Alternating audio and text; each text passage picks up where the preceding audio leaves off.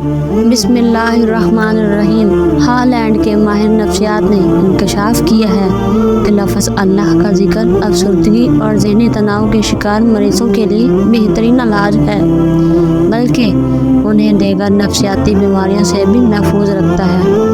Dutch ماہر نفسیات vendor ہاون نے اپنی نئی دریافت میں اعلان کیا ہے کہ قرآن مجید کا مطالعہ اور لفظ اللہ کا بار بار دہرایا جانا مریض یا عام دوسرے شخص ہر دو پر اثر رکھتا ہے۔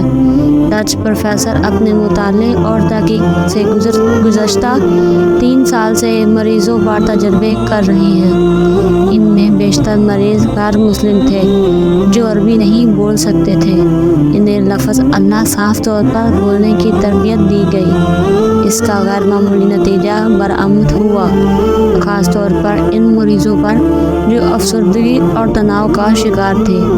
سعودی روزنامہ الوطن نے لکھا ہے کہ مسلمان جو کہ عربی پڑھ سکتے ہیں اور قرآن مجید کا مطالعہ بلا ناغہ کرتے ہیں، وہ خود کو نفسیاتی بیماریوں سے محفوظ رکھ سکتے ہیں۔